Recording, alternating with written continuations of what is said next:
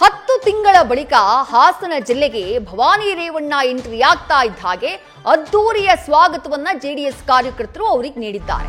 ಪಟಾಕಿ ಸಿಡಿಸಿ ಜೈಕಾರ ಕೂಗಿ ಸಂಭ್ರಮಿಸಿದ್ದಾರೆ ಕಾರ್ಯಕರ್ತರು. 10 ತಿಂಗಳ ಬಳಿಕ ಎಂಟ್ರಿ ಯಾಕೆ ಅಂತಂದ್ರೆ ಕಿಡ್ನಾಪ್ ಕೇಸ್ಗೆ ಸಂಬಂಧಪಟ್ಟ ಹಾಗೆ ಹಾಸನ ಪ್ರವೇಶವನ್ನ ನಿರ್ಬಂಧಿಸಿತ್ತು ಹೈಕೋರ್ಟ್ ಭವಾನಿ ರೇವಣ್ಣ ಅವರಿಗೆ. ಸದ್ಯ ಷರತ್ತನ್ನ ಸಡಿಲಿಕೆ ಮಾಡಿರುವಂತಹ ಹಿನ್ನೆಲೆಯಲ್ಲಿ ಹಾಸನಕ್ಕೆ 10 ತಿಂಗಳ ಬಳಿಕ ಭೇಟಿಯನ್ನ ಕೊಟ್ಟಿದ್ದಾರೆ ಭವಾನಿ ರೇವಣ್ಣ.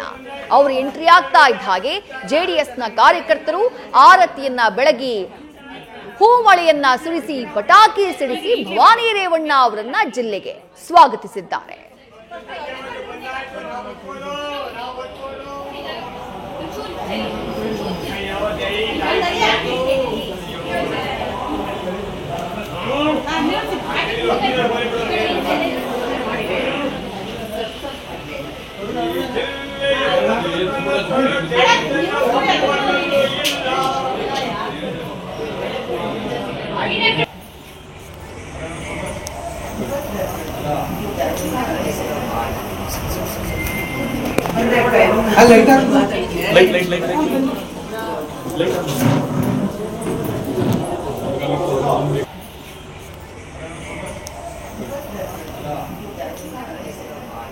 ಮತ್ತಷ್ಟು ಡೀಟೇಲ್ಸ್ ನಮ್ಮ ಪ್ರತಿನಿಧಿ ಕಿರಣ್ ನೀಡ್ತಾ ಹೋಗ್ತಾರೆ. ಕಿರಣ್, ಬರೋಬ್ಬರಿ 10 ತಿಂಗಳ ಬಳಿಕ ಒಂದು ಕಿಡ್ನಾಪ್ ಕೇಸ್ನ ಕಾರಣಕ್ಕಾಗಿ 10 ತಿಂಗಳ ಕಾಲ ತಮ್ಮ ಮನೆಯಿಂದಾನೇ ದೂರ ಉಳಿಬೇಕಾಯ್ತು ಭವಾನಿ ರೇವಣ್ಣ ಅವರು. ಇವತ್ತು ಎಂಟ್ರಿ ಆಗ್ತಾ ಇದ್ದ ಹಾಗೆ ಕಾರ್ಯಕರ್ತರು ಬಹಳ ಅದ್ದೂರಿಯಿಂದ ಸ್ವಾಗತ ಮಾಡಿದ್ದಾರೆ. ಡೀಟೇಲ್ಸ್ ನ ಕೊಡ್ತಾ ಹೋಗೋದಾದ್ರೆ ಕಿರಣ್.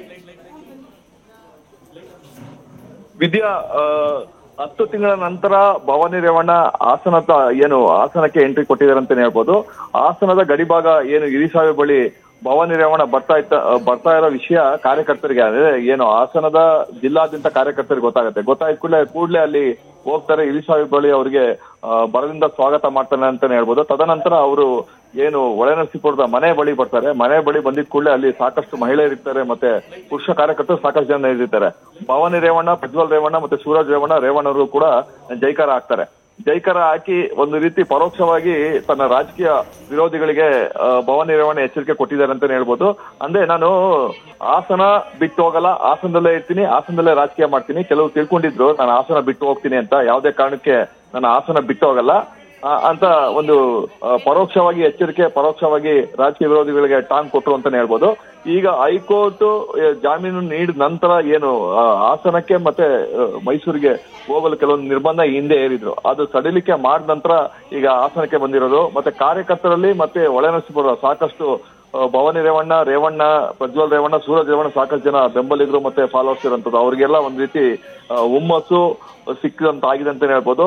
ಈಗ ನಾನು ಹಾಸನದಲ್ಲೇ ಇರ್ತೀನಿ, ಒಟ್ಟಿನಲ್ಲಿ ಹಾಸನದ ತನ್ನ ತವರು ಕ್ಷೇತ್ರದಲ್ಲೇ ಇರ್ತೀನಿ, ಇಲ್ಲೇ ರಾಜಕೀಯ ಮಾಡ್ತೀನಿ ಅಂತ ಹೇಳ್ತಾ ಇರೋಂಥದ್ದು ಕಾರ್ಯಕರ್ತರಲ್ಲಿ ಒಂದ್ ರೀತಿ ಹರ್ಷೋದ್ಗಾರ ಇದೆ. ಮತ್ತೆ ಇನ್ನೊಂದ್ ಕಡೆ ಅಲ್ಲಿನ ಕಾರ್ಯಕರ್ತರು ಪಟಾಕಿ ಸಿಡಿಸಿ ಸಂಭ್ರಮ ಮಾಡ್ತಾ ಇದ್ದಾರೆ.